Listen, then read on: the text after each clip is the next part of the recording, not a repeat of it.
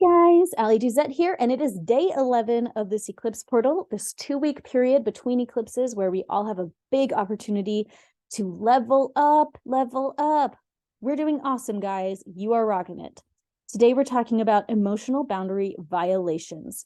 And what are that? What is that? What does that even mean? This is things like guilt tripping, victim blaming, and victim shaming. Questions like, why did you make me do that? Or I'm so sad that you made me do that. Or it's your fault that I'm mad. These kinds of things are emotional boundary violations. It's when one person fully shifts the blame of, they're blaming other people for their emotions, and that's not how it works. They'll blame other people for their emotions and then blaming their emotions that the other person did for making them do a bad thing. Why did you make me spank you? That kind of thing. Okay. We violate other people's emotional boundaries when we blame them for our emotions. We experience emotional boundary violation when others blame us for their emotions and we accept that emotionally. Okay, so guess what? Somebody just blaming you oh my gosh, how do I say this? When somebody blames you for their emotions, that actually is not an emotional boundary violation. Guess what? Everyone's allowed to blame everybody for everything. Like, that's just how it is. You can blame anybody for everything, and that is not an emotional boundary violation.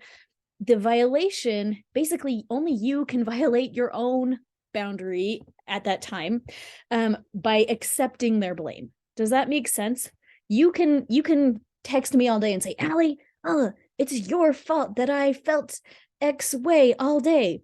Well, guess what? That is not, you're still not violating my emotional boundaries. But if I say, oh man, it really was my fault, then that's me violating the boundary by accepting the blame. I hope you can kind of see the difference. We are the people that allow emotional boundary violation. You know,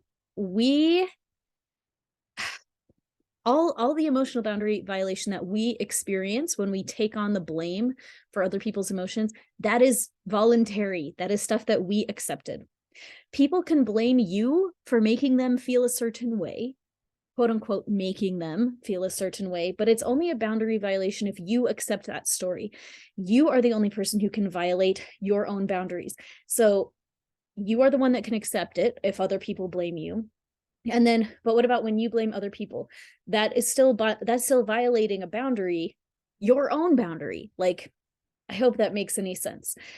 We're not supposed to be blaming other people for our emotions, and we should also not be accepting the blame that other people cast on us for their emotions. Emotions are separate from what happens. So, new perspective alert. Okay, surprise, guys. The things that happen to you do not actually cause your emotions. Your emotions are not really reactions to what happened to you. Your emotions are reactions to your subconscious beliefs about what happens to you. Your emotions are always your own fault. You can blame other people for your feelings, but actually you are the only one who has responsibility for your own feelings. All your feelings are a result of your own subconscious programs, and those are yours. They are under your authority, and you can change them, at least if you're an adult. Yesterday I asked, is a 2-year-old responsible for their own feelings? And I think that maturity has a lot to do with it, but when you're grown up, you are responsible for your own feelings, and your subconscious programs and beliefs are under your own authority, and you can change them, and you can change all of it. So separating story from emotion, this is why it is so key to learn how to feel our feelings without blaming and judgment and stories. And okay, this story, oh man, it's a little bit long. I forgot I was going to tell it today, but okay, we'll see if I can just do it really fast. But I had this experience with no, I'm going to come back to this story later. I'm sorry. Story later, but no, I'll tell you an abbreviated version. I'm sorry. Look at me wasting your time. Okay. Basically, I felt like my husband was telling me that I had to wake up my baby early, and this led to a whole bunch of stuff, and I was really mad, and I cried and cried, and I felt like I wanted his help with my feelings, but I was in so much blame and judgment because it was his fault that the baby woke up and la la la. And I said, okay, God, you have to help me just feel my feelings without blaming and judging this situation. And it was a divine miracle, but I suddenly felt like, actually, I can look at this story without blaming. I can just feel my feelings. And so I went to my husband and I cried. And I cried and cried. And I said, I need help. I just feel so sad. And I cried and cried and I couldn't stop crying. And finally I was like, look, man, I don't know. I'm sorry. I'm still crying. I don't know why I'm crying. And he said, oh, well, I know why you're crying. And I said, why? And he said, oh, well, because I, made you wake up the baby early and then she was a nightmare for all of these hours. And I'm really sorry about that. And he said, the real problem is that you need to go take a nap. And so he literally like picked me up and carried me into my bed and like tucked me in and turned off the lights and took care of the kids for a few hours. And that was the power of me just feeling my feelings and sharing my feelings without blaming, without telling this story. I just got to feel really sad about all of this stress.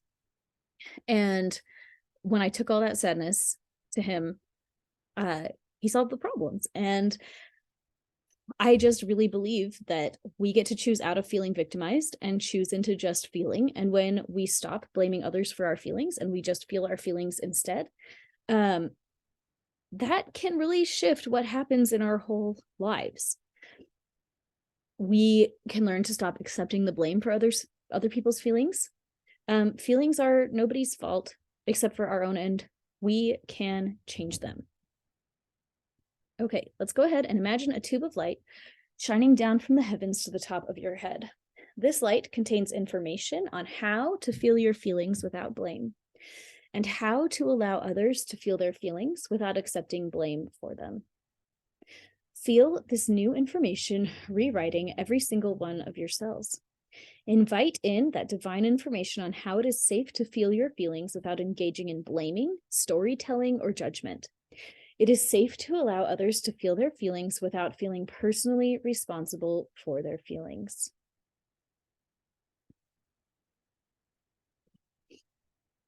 Go ahead and take out your tapping fingers. We're going to tap, tap, tap. So say along with me. Today, I am learning how to feel my feelings without blaming anyone else for them. It can be safe to just sit in my feelings and feel them thoroughly. I am not responsible for other people's feelings. I can allow all of us to have our own emotional experience. As I feel my feelings without blaming others for them, I am set free. Go ahead and put your hands on your heart and breathe it in. And I just want to mention here, going back to that story with the baby nap earlier, that, I don't know, you can look at that story and you can cast some blame, and I think in an objective kind of way, there was some blame to be had. But at the same time, releasing the blame from the story allowed people to take responsibility for their role in the story. Nobody likes being blamed, right? Nobody likes being judged. Nobody likes having somebody look at them and say, you did this wrong. It's all your fault.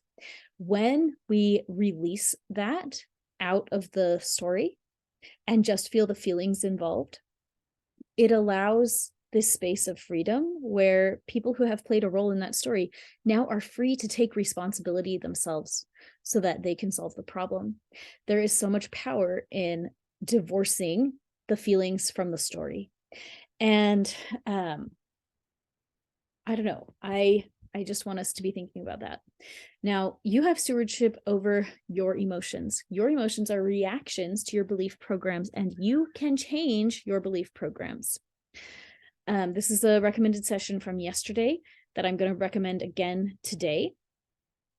And this book right here, 30 Days of Belief Work Boundaries, is about changing your belief programs, because all of our emotions are responses to our programs. And as a quick example of this, if you are, say you're driving, okay, this is a great example, driving on the road. When people cut me off in traffic, I I don't remember the last time I've been like angry about it.